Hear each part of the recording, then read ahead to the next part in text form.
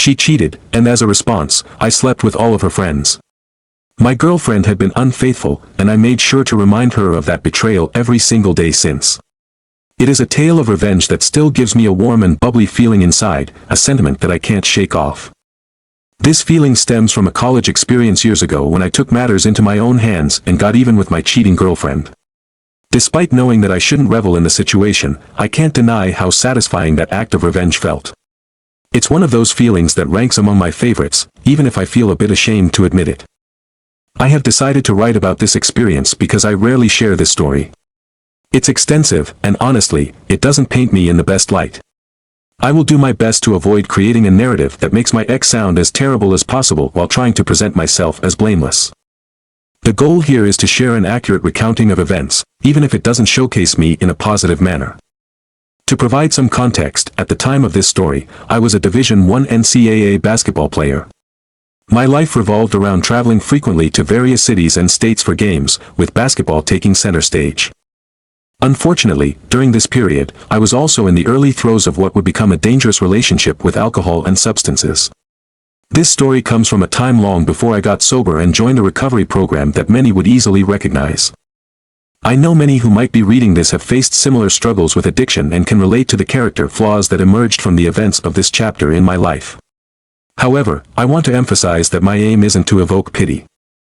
I was always seen as a good kid, never one to cause trouble.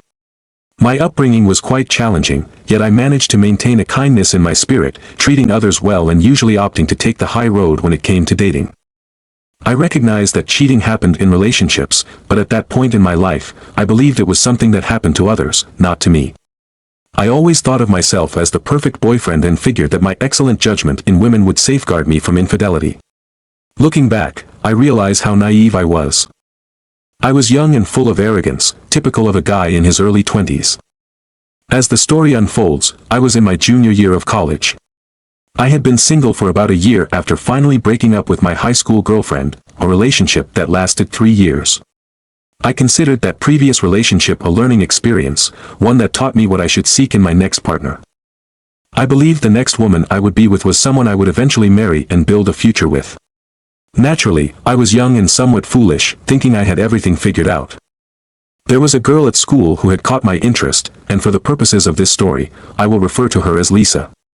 I often saw Lisa around the collegiate athletic facility, which was where the training grounds and locker rooms for various sports teams were located. She was a talented runner on the track team. The athletic teams frequently held parties, and I made a mental note that I would introduce myself to her at the first opportunity. Eventually, I spotted Lisa at one such party. As we passed each other on the stairs, our eyes met, and she smiled at me. It was the opening I needed to start a conversation. After chatting and exchanging a few playful remarks, we ended up exchanging phone numbers. This marked the beginning of our classic American-style flirting, where we would drop hints about our mutual interest while trying to stay cool and casual. Over the next few weeks, we texted back and forth, subtly suggesting our attraction to each other while deliberately avoiding direct confessions. During this time, Lisa was on a break from her boyfriend, who happened to be a popular player on the football team. Eventually, she decided to leave him for me. In retrospect, that should have raised a red flag. However, my arrogance blinded me to the danger signs. Her decision to break up with him for me only inflated my ego. I was performing well in basketball, and if she was willing to leave her boyfriend for me, I convinced myself that she would never leave me for someone else. She will never leave me for another guy. I remember when I first started dating Lisa, I was completely infatuated with her. My attraction to her was almost like an addiction. It was that strange feeling where I thought, can this really be happening? Does she really like me back? I was so consumed by my feelings for her that I overlooked many warning signs in our relationship. Things moved quickly between us, and instead of taking the time to think about why I liked her so much, I just let the relationship develop at a fast pace. Fast forward about 8 months, and we were officially a couple. Lisa lived in an athlete's dorm room, but since I was a few years older, I had my own apartment close to campus. During the summer, I worked full-time, and during the school year, I worked part-time, which gave me a stable lifestyle. Lisa practically lived with me, even staying over at my place when I was away for days at a time during basketball season, as my team traveled frequently. Despite all of this, we were deeply in love. As the season came to an end, I planned 2 major back-to-back parties. The first was for a teammate's birthday on Friday night, and the second was for my birthday the following night. They just happened to fall perfectly on the weekend. Lisa and I got a little too drunk at the first party, and that led to us having unprotected sex. Lisa used a period tracking app to monitor her cycle. One night, while she was sleeping, I remembered how she would always mark our unprotected encounters in that app. It was early morning, around 5 a.m., and we were both pretty tired from drinking. I thought it was important to get that information into her app before we forgot. So, I woke her up and asked her to enter it. She unlocked her phone to do it, but almost immediately fell asleep again. Since her phone was still unlocked, I decided to try and find the app myself. Throughout our relationship, Lisa had often gone through my phone and computer because she felt insecure and suspicious about me. I didn't mind, as I had nothing to hide, and she never discovered anything. Now, looking back, I realized that it was a clear red flag. I never thought she would cheat on me, so I had no reasons to be concerned when I started looking at her app. As I opened the period calendar, I saw multiple marks on different dates. Each mark was color-coded, and as I figured out what they meant, I noticed that the red marks indicated her period while the black marks represented when she had unprotected sex. At that moment, I felt a sinking feeling in my stomach. The calendar was filled with black marks, almost like a checkerboard, with very few red marks left. I began to look at the black markers closely, going back through our entire relationship. We hadn't had unprotected intimacy very frequently, maybe once or twice a month. To my shock, I discovered that she had listed the names of the guys she had been with in the notes section of each black marker. By the end of my little search, I learned that there were 4 different guys she had allowed into her life in that way throughout our relationship. Some months had nearly a dozen black markers, and there were even days with 2 different names marked. Now, I can't help but wonder if there were other unlisted individuals I didn't see because she clearly only kept track of the encounters that mattered to her. She had unprotected sex. In almost every story I hear about infidelity, there's a common theme: the unexpected discovery of hidden text messages, being informed by a friend, or the classic situation of coming home early to catch your partner in the act. However, my experience was vastly different and far more shocking. I stumbled upon a meticulously documented ledger that detailed nearly every instance of her cheating, along with the fact that she engaged in unprotected sex with 4 different guys. Among those men, one was her ex-boyfriend, the very person she had left to start dating me. It turned out that cheating on me with him was not just a one-time event, it had become a regular occurrence for her. To add to the complexity, there was another man, an unidentified guy, with whom she was clearly involved in a consistent sexual relationship. The last 2 guys seemed to be more of a fleeting situation, perhaps just a one-night affair. Yet, as I reviewed these details, I realized that this was only a glimpse into her infidelity, as these records only indicated the time she had been intimate without a condom. This left me questioning how many other encounters had taken place that I was completely unaware of. The shocking discovery sobered me up instantly. Driven by a mix of emotions, I started sifting through Lisa's texts and call logs, but at that moment, I found nothing that would directly implicate her. Luckily, Android phones at that time had a feature that allowed access to deleted texts, even though the contents were unavailable. It turned out that she had thousands of deleted texts and calls piled up. I couldn't see what they contained, but I noted the numbers and decided to do a quick search on Facebook. To my dismay, I matched one of those numbers to her ex-boyfriend, alongside several other random guys. The worst revelation came when I identified 2 of my teammates among the contacts. One of those guys was someone I had considered a close friend. After just a few minutes of looking through the phone, I felt utterly overwhelmed by the evidence. The more I scrutinized the information, the more my insides began to churn in agony. I was filled with a sense of defeat that I can hardly put into words. Anyone who has caught their significant other cheating would certainly understand this pain. I felt foolish for having trusted her so completely, without any suspicion on my end. My mind raced with regret, replaying all the moments when I could have strayed but remained faithful to Lisa instead. I couldn't help but feel like a fool for having been loyal, especially when she had been so disloyal to me. This thought consumed me. I fixated on the idea that if I had strayed too, maybe I wouldn't hurt as deeply as I was in that moment. My loyalty felt like a total waste, and while it might seem absurd, I believe this obsession stemmed from a desire to lessen my pain. In that moment, all I could think about was the immense hurt I was feeling. I would have done anything to escape the embarrassment that washed over me. I couldn't help but wonder if anyone else felt this way after discovering their partner's infidelity. I needed space to process what had just happened, so I left my apartment and went for a long walk. The emotions I was experiencing were unlike anything I had ever felt before, and I had no idea how to handle them. I felt as if my ego was being dismantled piece by piece. I was unsure what steps to take next, and the shame held me back from confiding in anyone. As time passed, my sadness morphed into intense anger. I was determined to get my revenge, though I remained uncertain about how to execute my plans. Seething with rage, I wanted to ensure she would never come back from this betrayal. During my walk, my roommate, who was also my teammate and best friend, called me. We can refer to him as Bono. He was a towering figure at 7 feet tall and had a clear Eastern European demeanor. After I confided in Bono about what had transpired, he entered my room and I could hear him in his thick Russian accent yelling at her, expressing his fury over her betrayal. I then faintly heard her voice in response and him commanding her to leave the apartment. The sounds of a struggle followed, and shortly after, Bono returned to the phone to let me know, "Yo, she's gone. Come back and let's talk." I made my way back home, and Bono and I began to process everything that had unfolded. There was no room for sentimentality between us. We were both raised in environments where showing emotion was not the norm for men. He tried his best to comfort me and bluntly suggested, "Tonight is your birthday. We are going to get messed up and find you some new girls." I never liked her anyway. I had completely forgotten that this day was supposed to be my birthday. With that, Bono and I decided to go out. Bono and I decided to hit up a breakfast spot together. I was still feeling a bit fuzzy from the night before, my head swimming from the drinks I had consumed. Meanwhile, my phone was constantly buzzing with calls and texts from Lisa. I shot her a message, letting her know that I had seen everything I needed to see on her phone. I couldn't handle talking to her or even looking at her right then. She kept insisting that she wanted to come to my birthday party, but I made it clear that I didn't want her there at all. It was obvious that she was worried about what Bono had mentioned during our earlier conversation. Lisa's reputation and the attention she received were largely based on her being with me.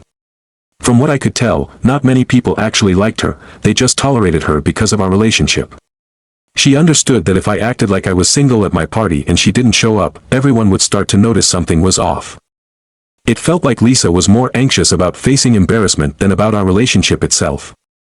The details of that night were a blur for me now, but I did remember that one of my friends from California had sent me a package for my birthday. It had some really good weed, hash, moon rocks, a few pills, and some cocaine. I dove headfirst into an intoxicating haze, eager to escape my feelings. At one point, I found myself sitting in a chair during the pre-game for my party, with 2 girls perched on the arms. I still have a photo from that moment. In it, you can see the happy, intoxicated grin on my face, wearing my sunglasses like a shield.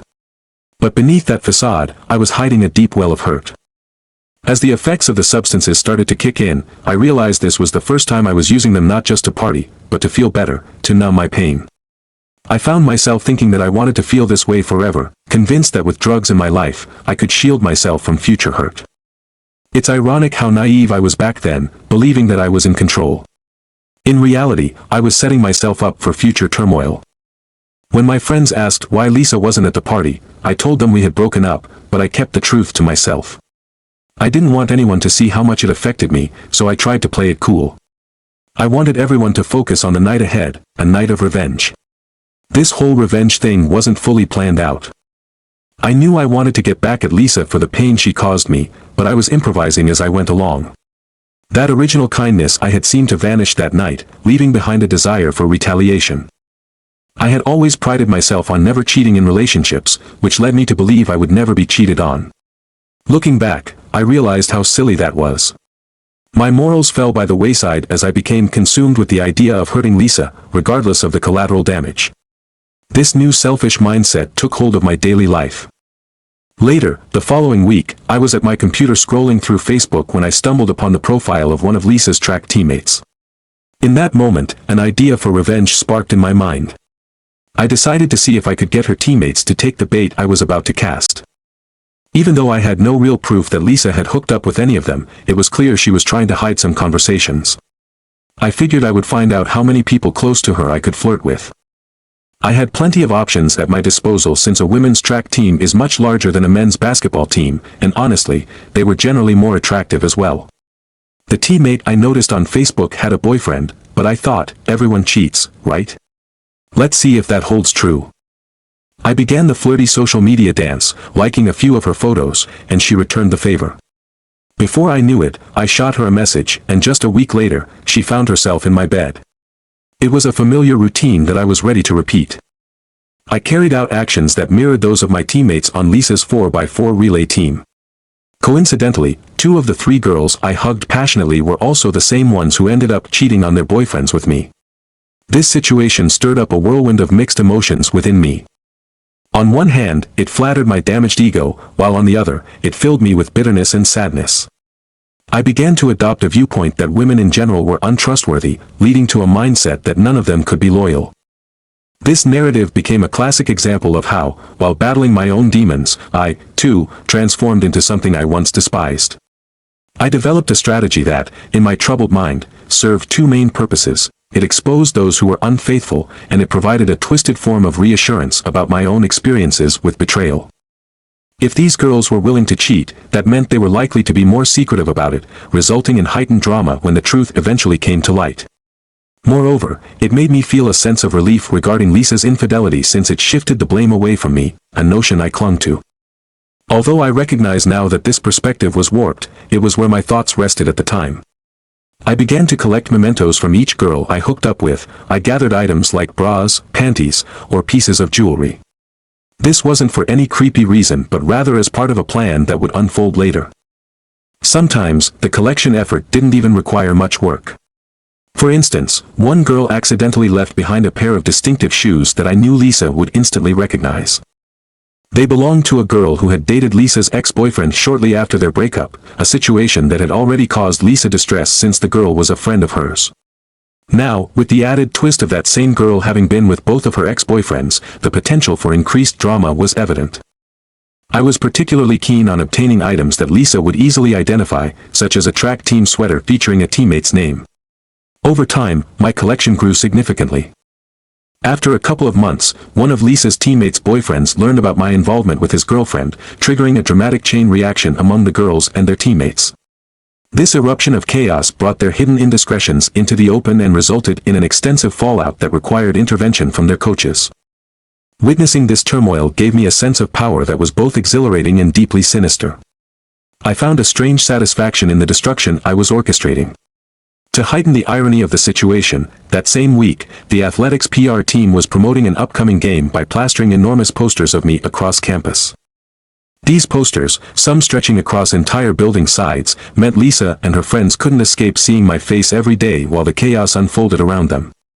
It felt almost regal to me, like being a dictator in a strange, twisted way. The situation escalated to such an extent that Lisa's coach had to consult the compliance department alongside my own coaches. My coaches found humor in the situation, remarking that this seemed more like an internal issue among the girls than something I could be held accountable for. They pointed out that I hadn't violated any laws or school policies, which only served to infuriate the track coach even more. The fallout from this scandal devastated the women's team, impacting their national ranking. At one point, Lisa's coach was even caught having a meltdown, tearing down smaller posters of me in a furious attempt to erase my presence from the campus.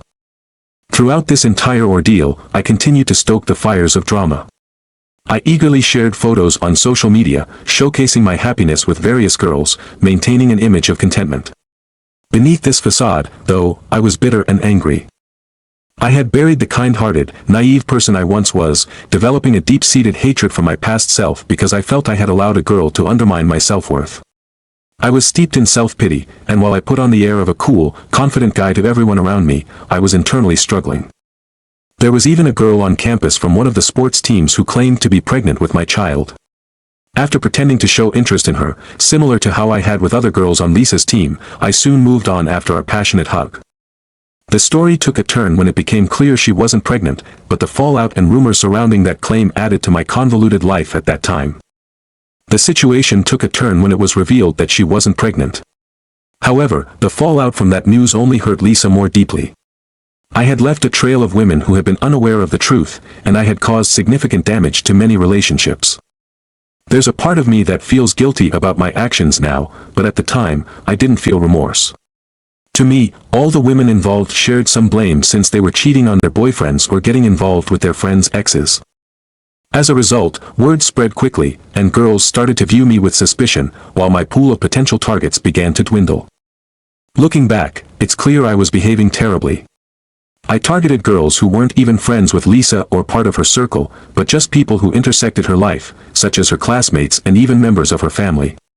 I crossed a line when I tried flirting with her sister, who was married and had a child. At one point, it seemed like I might actually succeed. She showed interest, but when Lisa and their father found out, they put an immediate stop to it. The scandal extended within the family, and Lisa's sister faced social ostracism because of it. My goal in all of this was to make sure Lisa knew I was always around, as if to remind her of how she had wronged me. I blamed her for everything that had happened and believed she had brought this chaos onto herself. In my twisted view, she should have never engaged with me in the first place. The emotional fallout for Lisa was severe. She had to take an extended medical leave due to the depression and mental health issues stemming from our situation. The toll it took on her was immense, leading her down a dark path where she felt suicidal. She started a medication regimen and lost a significant amount of weight, becoming visibly unhealthy. The pain I had inflicted on her only fueled my sense of power. I was not processing my own feelings or seeking closure. Instead, I became addicted to the sensation of control and revenge.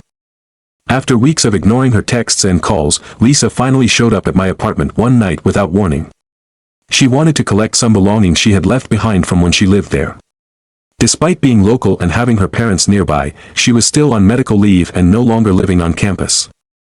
I told her I could drop her stuff off at her parents' house over the weekend but couldn't let her inside my apartment at that moment because I had company. While it was true that I had someone over, it wasn't anyone from her teammates or friend group. In a moment of spite, I took all the belongings I had gathered from various girls over the weeks, around 8 or 9 items from different individuals, and mixed them with Lisa's things into large black trash bags. I then drove to her parents' house, where I left the bags on the porch. After that, I called Lisa's dad to let him know, asking him to inform his demon daughter about the items. Initially, my relationship with him was positive, and he even sided with me after my breakup with Lisa. However, given the events that unfolded, it was clear he now viewed me in a negative light. 15 minutes after speaking with her dad, I received a call from Lisa. I picked up, curious about her reaction to the chaos I had created by mixing other girls' belongings with hers. In that moment, I heard her sobbing uncontrollably, her voice a mix of half cries and desperate mumbling, exhibiting the signs of extreme distress. Instead of anger, her tone reflected a plea for me to stop my actions. I felt a twisted satisfaction from witnessing her pain and responded with a sarcastic remark about why there were other guys involved in our relationship, likening it to the way I had intertwined the belongings of other girls with hers. I thought it was a clever metaphor at the time, feeling proud of my words, but looking back, it was a low point. Later, I learned from one of Lisa's friends that during our relationship, Lisa believed I was the one cheating on her. She thought I was unfaithful because I was frequently away, but I was actually occupied with basketball commitments. My absence was legitimate, and anyone could verify my schedule through the school's website. The entire situation became a spiral of confusion and hurt that I never stopped to truly understand.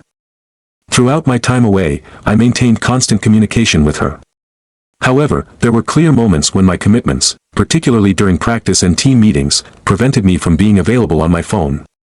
This reality seemed lost on her, suggesting a lack of understanding or perhaps a refusal to accept the situation. It appeared to me that her reaction was more about deflecting her own insecurities and saving face among those who knew she had been unfaithful. As months passed, Lisa returned to school after her medical leave, and fate led us to cross paths again at the physical therapy center located within our athletic facility. I saw this encounter as a fresh opportunity, a chance to re-engage with her after a period of silence. The desire for revenge still lingered within me, and I felt an urge to inflict emotional pain on her once more. I decided to feign a desire to rekindle our relationship, a choice that at first made her cautious. Yet, as the week progressed, she slowly opened up to the idea. Over the course of the following month, we began to rebuild our connection, even though I wouldn't classify it as a genuine relationship.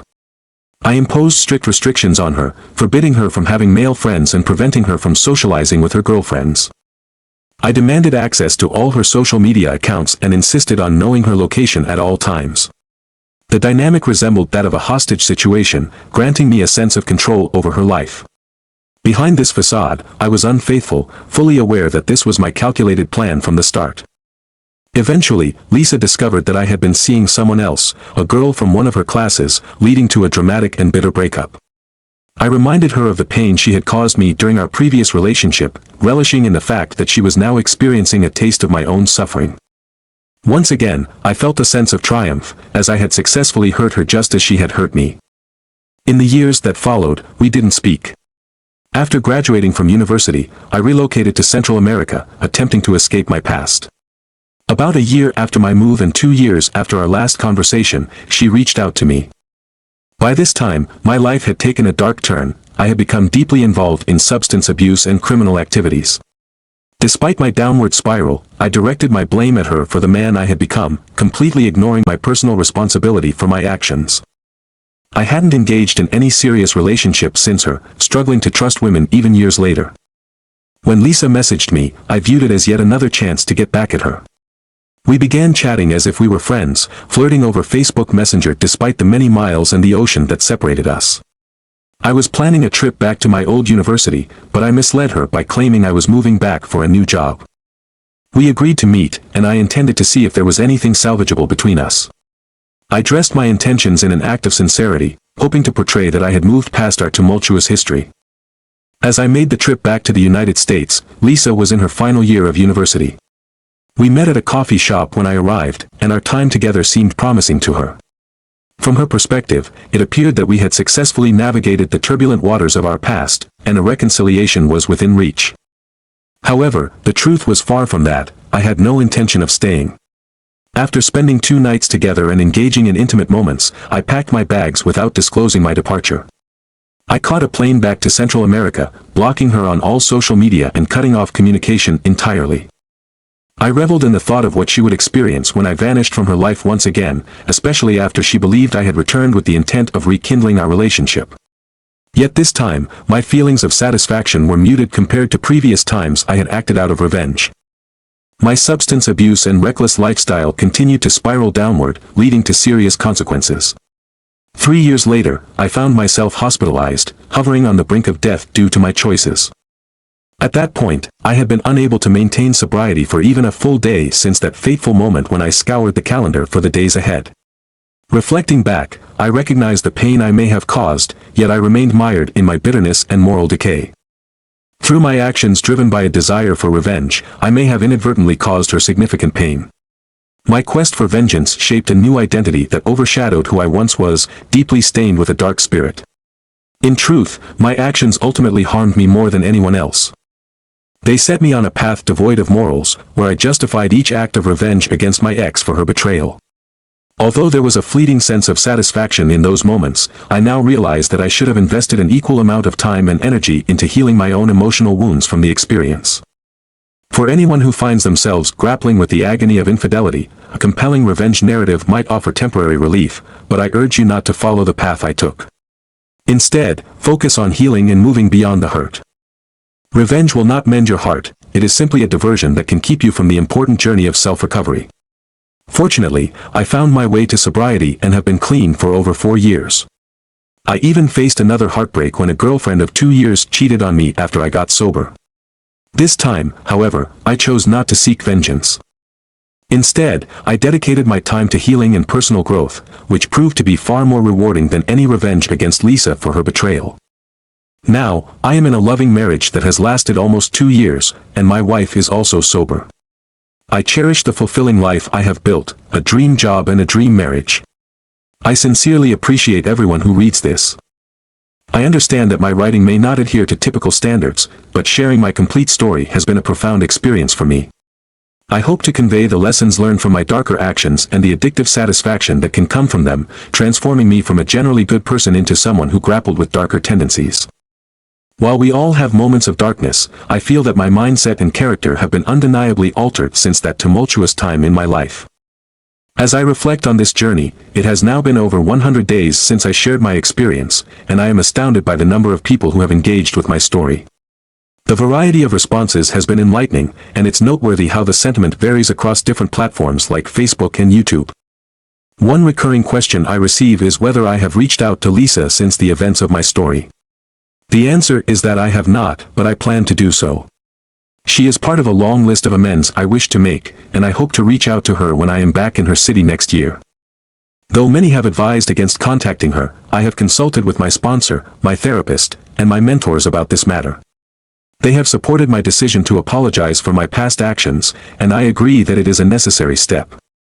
I have also noticed that some comments seem to miss the core message of my narrative, with people attempting to advise me on what I should have done years ago.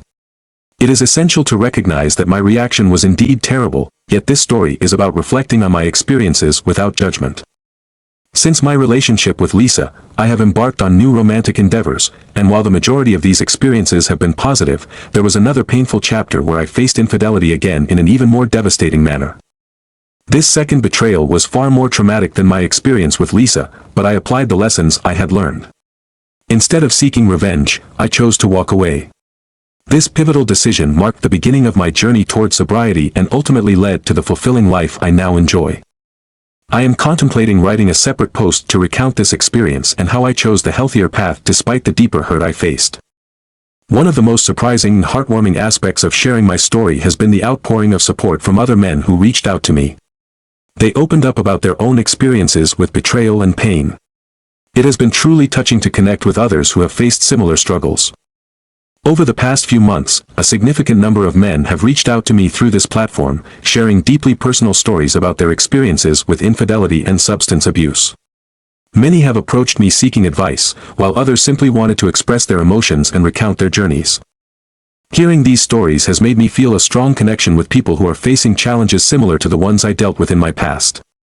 It has been incredibly fulfilling to have the opportunity to help these men confront their trauma in healthier ways than I had once managed.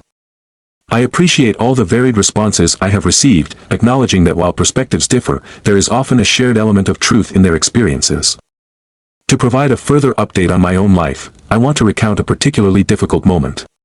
I discovered my girlfriend engaged in an act of infidelity, being double-teamed by two men. This incident reminded me of a post I made a few months back where I discussed how I was cheated on by my college girlfriend, Lisa. After that betrayal, I developed a terrible obsession with seeking revenge against her. Although this might not seem directly related, my current story unfolds years later, after my experience with Lisa. In my following relationship, I once again faced infidelity, but this time, I chose to respond differently. Instead of seeking revenge as I had in the past, I simply walked away from the situation.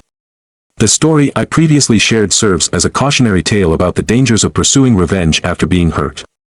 This new story highlights how I learned from my past mistakes.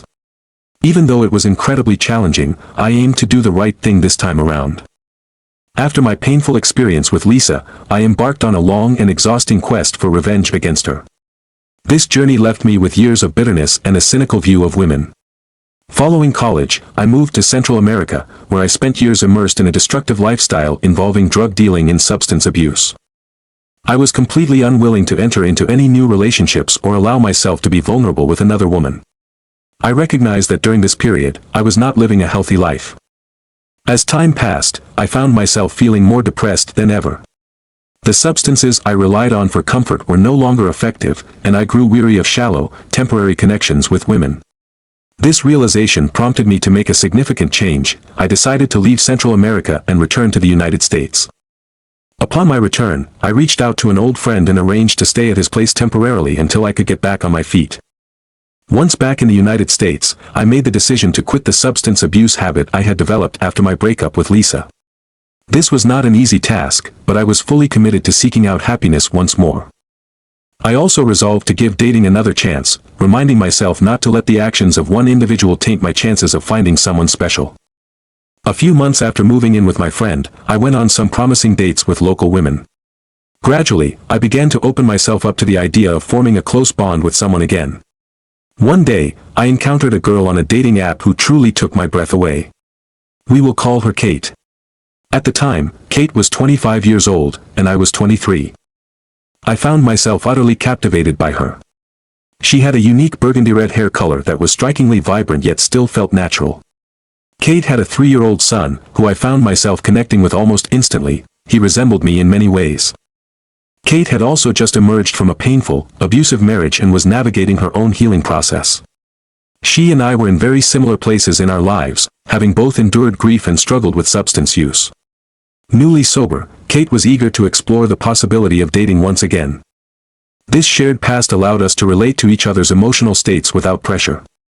We both had fears surrounding commitment, trust issues, and a certain fragility due to our previous experiences. Over the months, our bond deepened. Kate would often mention that it felt like she was dating the male version of herself, which became a source of comfort for both of us. We embraced authenticity in our relationship, allowing each other to be ourselves. As time passed, our connection grew stronger. I even built a positive relationship with her young son, who affectionately began to call me Dad. At such a young age, he was too innocent to fully comprehend the complexities of adult relationships, but this simple gesture filled my heart with warmth and hope for our future together.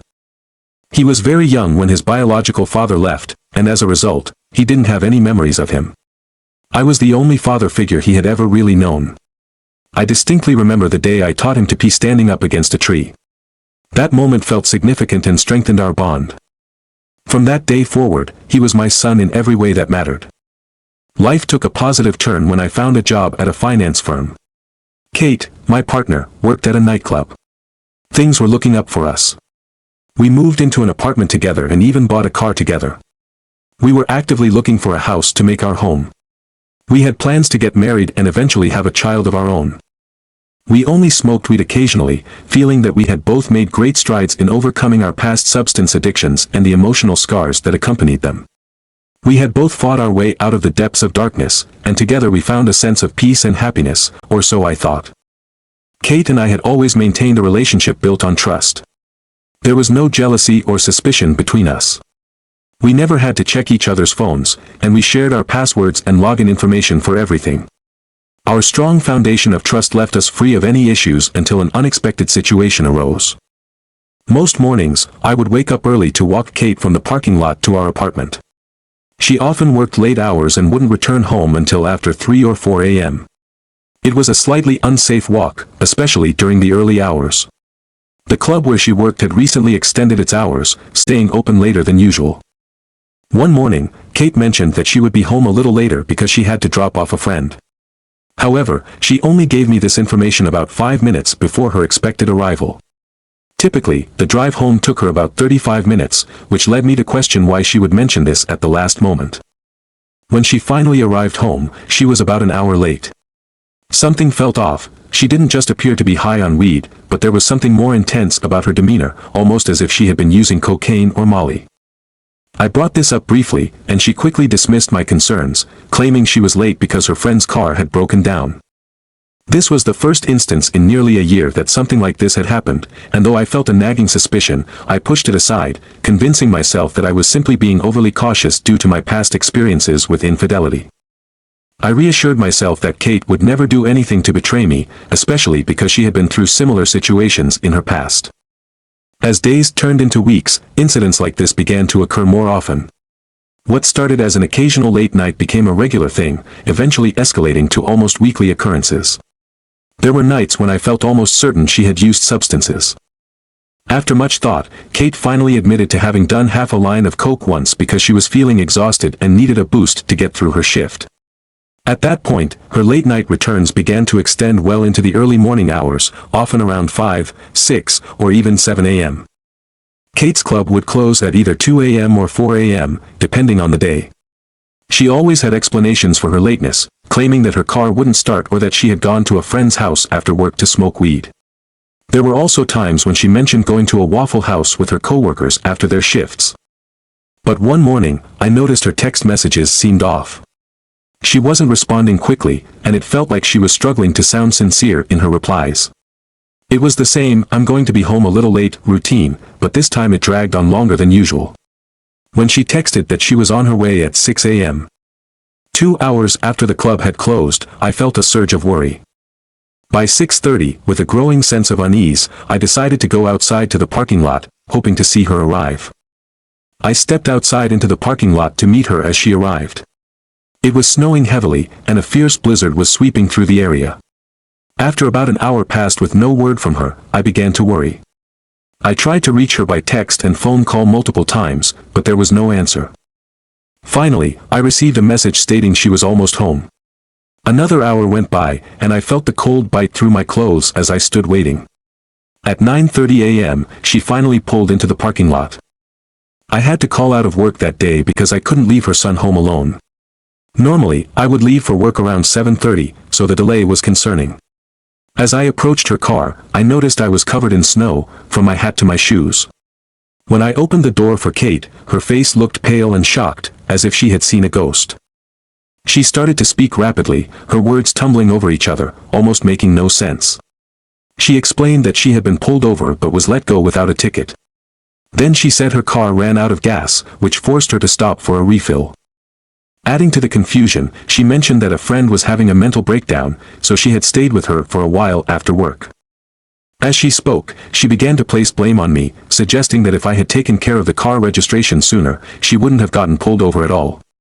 It felt odd to hear her say that, especially since she could have easily informed me about her situation by calling or texting during all that time. Everything she shared seemed suspicious, and her stories didn't line up. While we walked back to the apartment, I noticed her pupils were dilated, and she was visibly grinding her teeth. My frustration grew, but I was also completely exhausted and cold from standing outside for hours waiting and worrying about her. In an effort to calm my mind, I decided to distract myself with video games. As I played, my thoughts spiraled into darker territories. I couldn't shake the suspicion that she might have been doing cocaine either at work or afterward. If that were true, who was she using drugs with? Just her co-workers and friends? I wondered if she was involved with other substances, or worse, if she was cheating on me. Surprisingly, I was only mildly worried about infidelity. My greater concern was her potential substance abuse. Both of us had dealt with issues related to drugs in the past, which was why we had settled into a lifestyle that primarily involved smoking weed and occasionally enjoying a drink. We didn't consider ourselves sober, but we aimed to keep things mellow. What troubled me more than the thought of her using drugs was the possibility that she was lying to me about it. This brought back painful memories of my ex, Lisa, who had not only cheated on me during college but had also lied consistently. At that moment, I felt utterly conflicted. I truly didn't care as much if Kate used substances, I desperately wanted honesty from her. The idea of being in another relationship marked by lies was unbearable. Kate and I had supported each other through difficult times, and we had worked hard to build a stable and loving life together. I never expected her to lie about anything. Our relationship was built on trust and openness, and we had not faced issues like this before. As the day went on, my obsession with determining whether she was lying about drug use intensified. I felt I needed undeniable proof. The following day, while she was at work, I tore the house apart in search of something, anything. I had no clear idea of what I was looking for, perhaps it was a bag of cocaine or some pills. I rummaged through every drawer and searched every nook and cranny of our furniture and even ran my hands through coat pockets and over the tops of cabinets, checking anywhere she could hide something. In the end, I found nothing. I tried to convince myself that my worries were simply a product of paranoia. I recognized that my PTSD and insecurities from my past were setting me off, making me obsess over things that might not even exist. I resolved to stop searching for proof because if I was wrong, my actions could harm a good relationship. I wanted to believe that Kate would never lie to me, let alone cheat on me. She had an awful experience with her ex-husband, who cheated on her while she was pregnant and had his own substance problems. It felt impossible to imagine her doing the same thing to me. So, I chose to let things go for a while.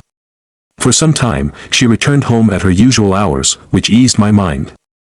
I began to feel guilty about my earlier paranoia and doubts. However, this peace was short-lived, and I soon found myself questioning everything again. As I sat at the pool hall one evening, I started to feel a wave of sympathy for my own anxiety. I was engaged in a friendly game with a guy named Jerry when the conversation took an unexpected turn. During our casual chat, I mentioned that my girlfriend worked at a local club. At that moment, Jerry's sister, Sarah, who had been hanging out with us, revealed that she had also worked at the same club a few months ago. Out of curiosity, I asked Sarah if she knew Kate, my girlfriend, and she replied that she did, but they were not close and only knew each other in passing. I proceeded to share my frustration with Sarah, expressing how I wished Kate had a day job so we could spend more time together in the evenings after I finished work. I explained that the club typically closed at 4 in the morning, which meant I had only an hour or two with Kate before I had to leave for my job. To my surprise, Sarah furrowed her brow and told me that when she worked there, the club closed at 2 in the morning. I quickly clarified that the hours had changed since she left.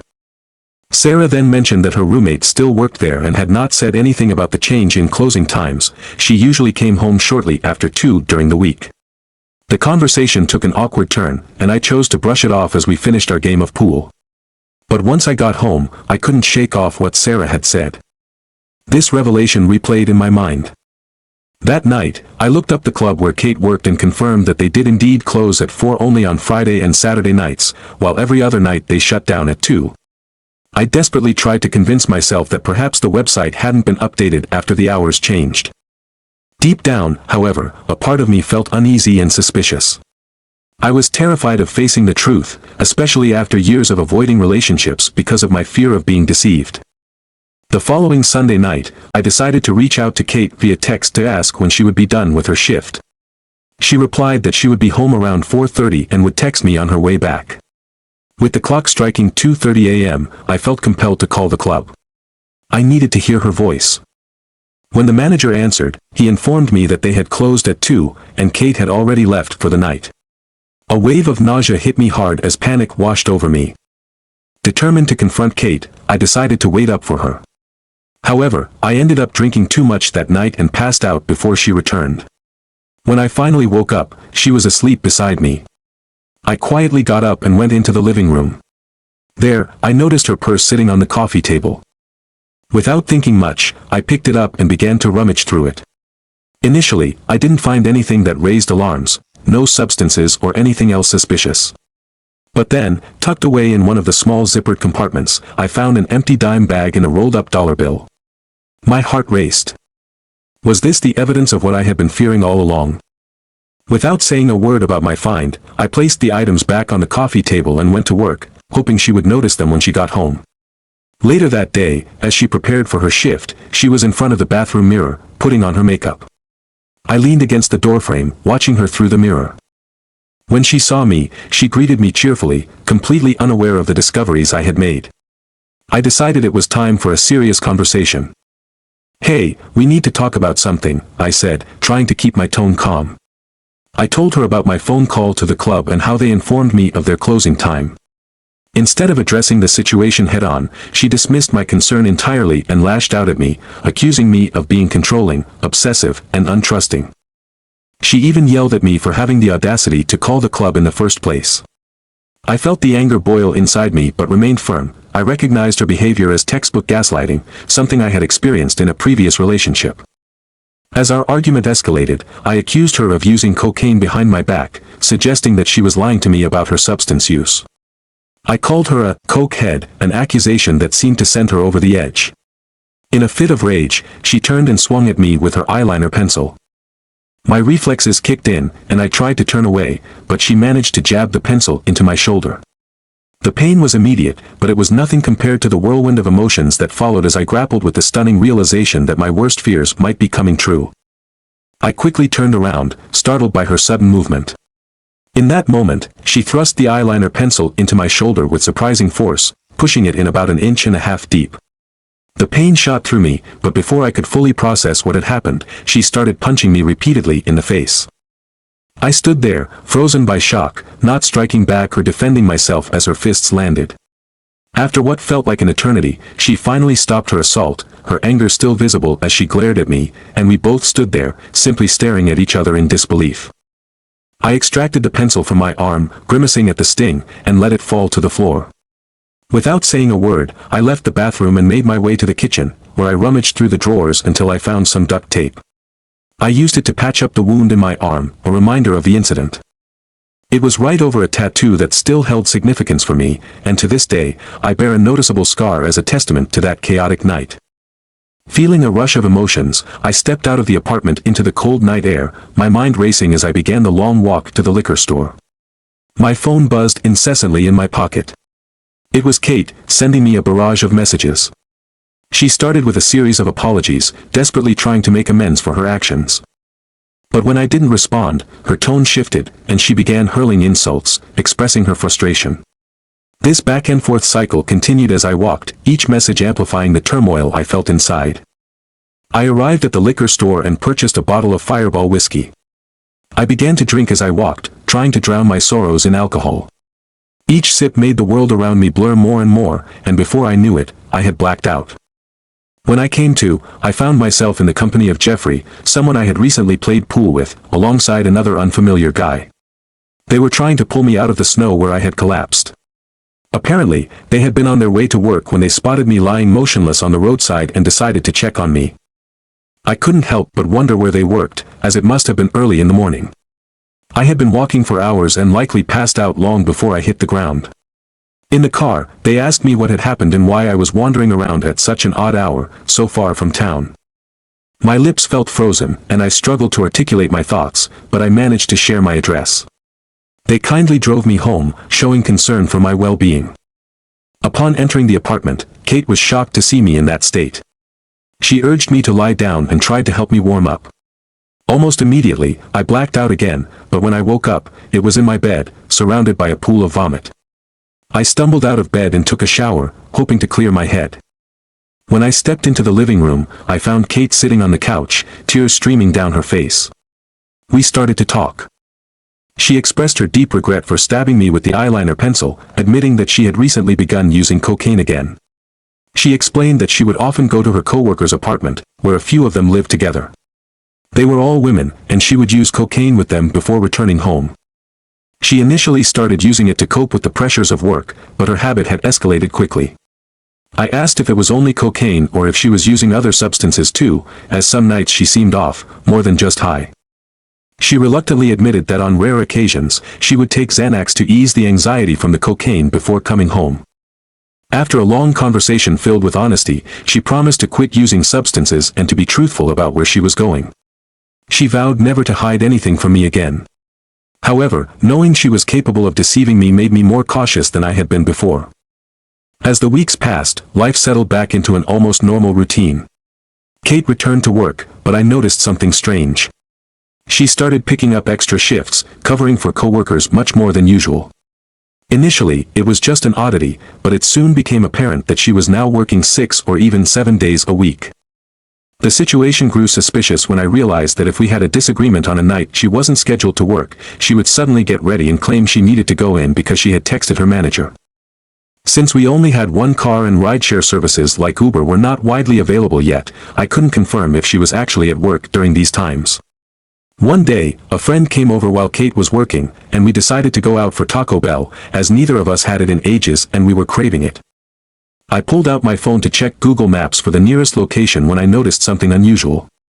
Kate and I shared a Google account, and I stumbled upon information I had never seen before. At that time, Kate and I shared a Google account on our Android phones, which meant that both of our search histories appeared when we used Google Maps. On that particular day, Kate had searched for a location in a nearby neighborhood just before she left for work. As soon as she walked out the door, I felt my mind start to spiral into doubt and suspicion. I reached out to a friend to let him know I was feeling overwhelmed and didn't want to continue with our plans. He left, looking a bit confused by my sudden change of heart. I felt uneasy and decided to double-check everything on my phone and even went on my computer to see if I was misinterpreting what I found. But I wasn't. When Kate returned home that night, I asked her straight out if she really went to work. Instead of answering my question, she became defensive and accused me of being paranoid. I couldn't hold back and showed her the search history on Google Maps, pointing out that someone had searched for that location right around the time she was supposed to leave for work. It definitely wasn't me who had made that search.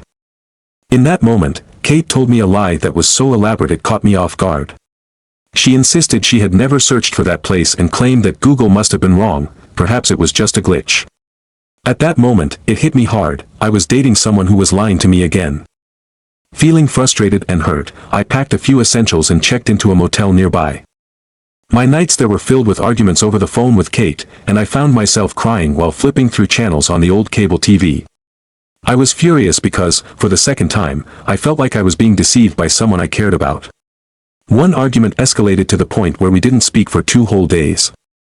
We hadn't officially broken up, but our silence felt just as heavy. Deep down, I was holding on to a sliver of hope that maybe she was just caught up in drugs and not cheating on me. However, the nagging suspicion that she was unfaithful lingered in my mind. After spending a few nights at the motel, I slowly began to convince myself that Kate wasn't cheating. Instead, she had slipped back into her struggle with substance abuse, and I felt the urge to help her overcome it. I had experienced the damage that addiction can wreak on a person, and I knew it all too well. With a newfound determination, I decided to try to reconcile with Kate. I planned to meet her later that night when she got home, hoping to show her that I was willing to put things behind us.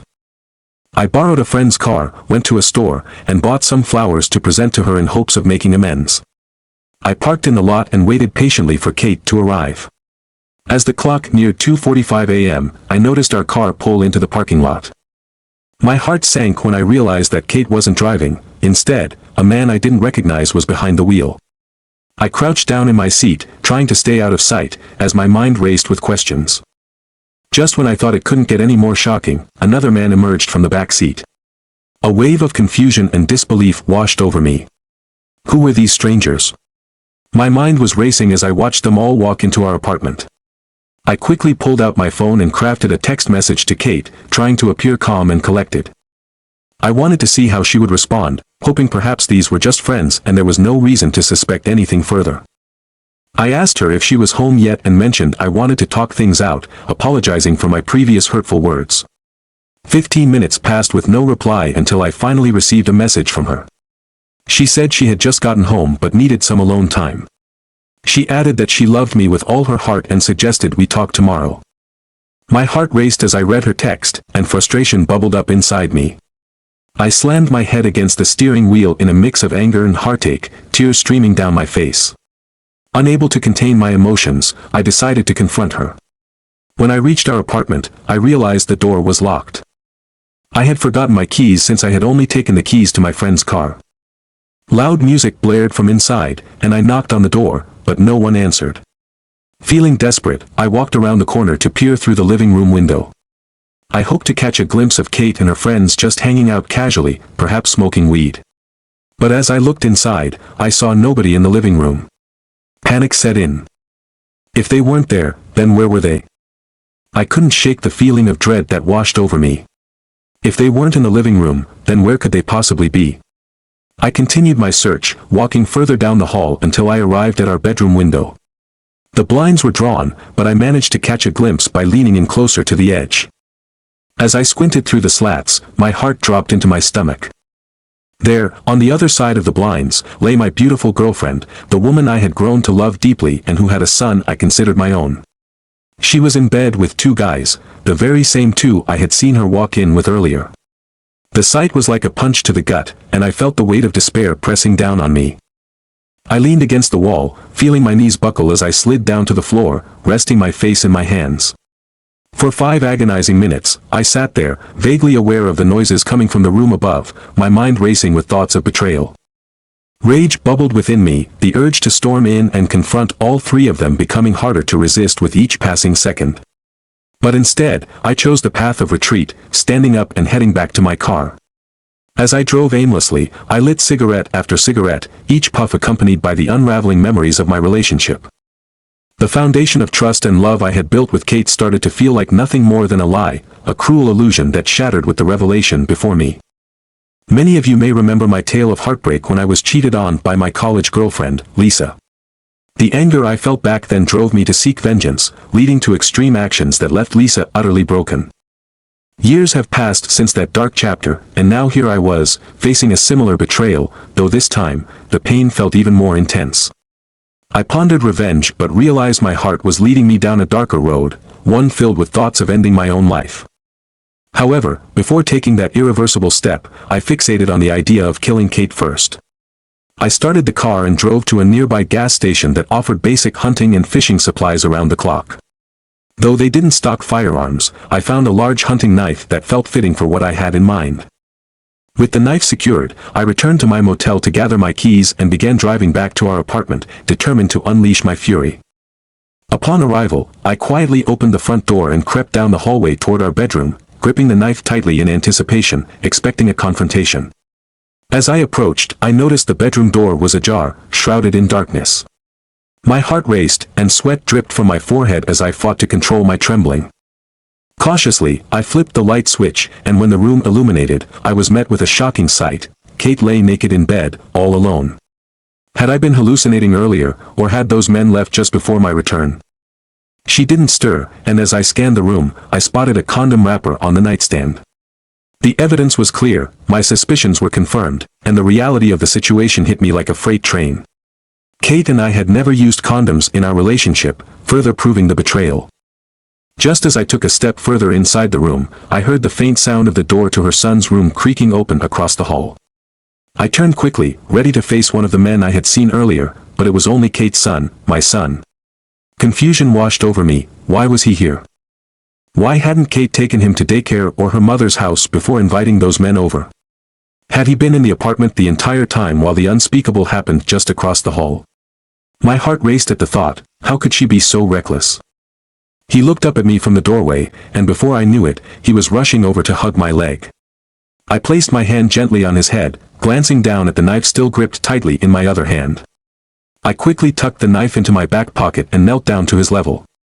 I told him I was going away for a while, just stopping by to say goodbye to him and his mother. The look on his face was heart-wrenching, the saddest expression I had ever seen. I picked him up and carried him back to his room, tucking him into bed as I whispered my goodbye. Deep down, I knew this would be the last time I would ever see him, but I didn't want him to realize the gravity of our parting. I couldn't bring myself to kill his mother. He deserved better than to grow up without her, no matter how much pain she had caused me. I couldn't bring myself to harm his mother. No matter how I felt about her, he needed her in his life. It wouldn't be fair to him, even though I believed she deserved to face the consequences of her actions. Yet, in that moment, I was consumed by my own pain and feelings of hopelessness. I stepped out of the apartment and started to walk down the street, my emotions spilling over as I sobbed uncontrollably. Eventually, I found a bus stop bench and sat down, pulling out a knife that I had with me. I pressed it against my wrists, desperate to feel something other than the heartbreak that was suffocating me. For about 10 minutes, I cut at my skin, hoping to see the blood flow more freely. Just as I was getting lost in those dark thoughts, a police car pulled up beside me. 2 officers stepped out and approached me cautiously. One of them asked, "Hey man, what are you doing?" I replied quietly, "I'm done." The officer quickly reached for his radio and called for more backup. Before I could realize what was happening, I was surrounded by 15 to 20 officers, all trying to talk me down and persuade me to put the knife away. Blood was dripping from my wrists as they spent what felt like an eternity trying to convince me to surrender. An officer moved closer, asking me to hand over the knife. I looked at the blade, my mind racing. I felt trapped and knew nothing anyone said could change my mind at that moment. I understood that the only outcome for me would be a mandatory stay in a psychiatric ward. In a moment of desperation, I lifted the knife high above my head and lunged at the officer. But before I could take more than a couple of steps, I found myself tackled to the ground, a taser jolting through my body. They piled on top of me, quickly putting handcuffs around my wrists. I had misjudged the situation entirely. I expected that making a move toward an officer would result in lethal force. Instead, because I was white, they opted to subdue me with a taser. Before long, I was sitting in the back of a police cruiser, being driven to the hospital. Once there, they sedated me and patched up my wounds. The sedatives knocked me out completely, and the next thing I knew, I was waking up in a psychiatric ward for individuals deemed criminally insane. This place felt like a prison, but worse. I lost all sense of day and time, completely cut off from the outside world. Communication with anyone outside was not an option, at least not in the facility I found myself in.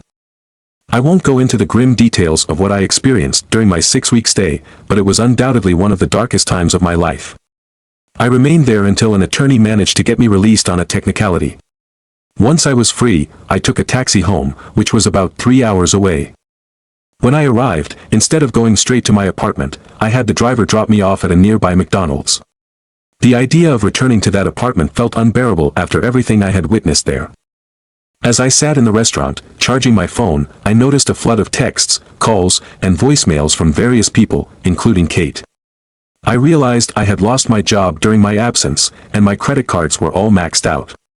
Clearly, Kate had been using them since she had access to all my accounts. When I finally called her, she sounded ecstatic to hear my voice. She expressed how worried she had been, having no idea what had happened to me. I told her I would explain everything, but I needed her to meet me at the McDonald's without bringing her son. She seemed confused but agreed to meet after dropping him off at daycare.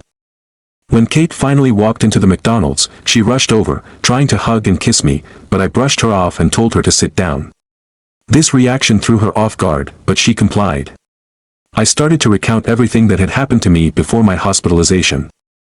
To my shock, as I shared my story, Kate had the nerve to deny what I had witnessed. She insisted that I must have looked into the wrong apartment and seen someone else. Stunned, I shook my head in disbelief and interrupted her mid-sentence. I told her she needed to be honest with me, and if she tried to lie again, I would walk out of the McDonald's and she and her son would never see me again. I locked my gaze onto hers, making it clear that I was serious. I asked her again if she had been cheating on me. She looked down at her lap, tears streaming down her face as she whispered, "Yes, I have." Then, she started to confess that her substance abuse had spiraled from cocaine to meth, while also mixing in Xanax every night. That was why someone else was driving our car. She had been too high to do it herself. I stared at her in silence, processing her admission. I found myself staring at her for what felt like an eternity, although it was likely just a minute. A heavy sigh escaped my lips, a mix of frustration and resignation, as I reached for my phone, pulling it out of the charger with a sense of finality. I stood up, and as I did, she looked up at me with a questioning gaze. "Where are you going?" she asked, her voice tinged with concern. I locked my eyes onto hers, feeling a mix of anger and sadness, and replied bluntly, "I'm going to go do drugs. It's all I can think to do right now." Grabbing my backpack, I felt a strange sense of resolve, but then she asked me something that struck me deeply. "Are we still together?"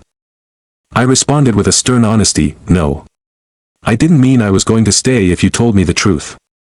I was going to leave either way. I just wanted to hear you admit it before I left." The months that followed were a blur. I essentially lived on the road, rarely settling in one place for long. My life had turned into a chaotic existence, and I became basically homeless. I would drift from town to town, often finding myself in strip clubs, selling substances to get by.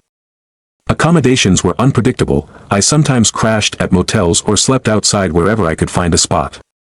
My addiction spiraled out of control, and I was consuming a lot of my own product. During this turbulent period, I lost nearly 65 pounds, often going days without eating or sleeping. Then came a day I will never forget. I woke up in a hospital, my body in turmoil. I had been having seizures, and my internal organs were starting to fail. My severe malnourishment was alarming. At 6 feet 5 inches tall, I weighed a meager 155 pounds, even after a hearty meal. A team of doctors and therapists visited me daily, trying to piece together what was happening to me. I spent about a month in the hospital, slowly recovering, before they eventually discharged me. The doctors strongly recommended that I seek a sobriety program. They concluded that besides having PTSD, my main issue was a polysubstance addiction. Upon leaving the hospital, I transitioned to a halfway house shelter, where I stayed for nearly 4 months. During this time, I found a sober program and began attending meetings. Remarkably, I haven't touched any substances since that day I was discharged. I got a new phone and number, effectively severing ties with anyone from my previous life who might drag me back into darkness.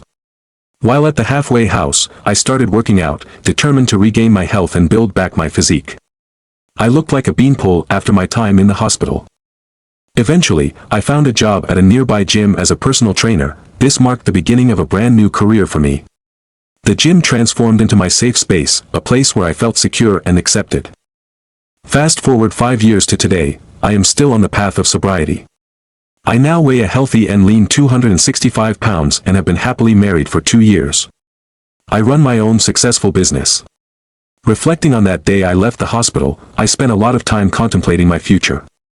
My initial instinct was to retreat into darkness, to seek revenge against Kate for her betrayal, similar to how I had with Lisa in college. After weeks of deep thought, I determined that the best form of revenge would be to live my best life. I also made a pivotal choice to stop wallowing in self-pity about my past experiences. This shift in mindset transformed everything for me. I stopped placing blame on others or the world for my struggles and took responsibility for my own life. Now, looking back 5 years later, I am filled with gratitude for the decision I made to pursue a different path. I hardly recognize the person I was back then. When I recall those stories about Lisa and Kate, I see a troubled young man, disconnected from the person I have become. This weekend, I turned 30, and I got sober just a month before my 30th birthday 5 years ago. If someone had told me back then that I would end up where I am today, I would have found it hard to believe. I am grateful every day that I chose not to take my own life or, even worse, someone else's life, like Kate's, on that fateful day. I am incredibly thankful that I decided to rise from the depths of despair and keep pushing forward. Though I stumbled a few times, when I finally managed to stand tall again, I soared. Years later, I spoke to Kate just once after that pivotal moment at McDonald's, the day she confessed to cheating on me. Reflecting on that conversation, I can confirm what they say is true: the best revenge is indeed living a good life.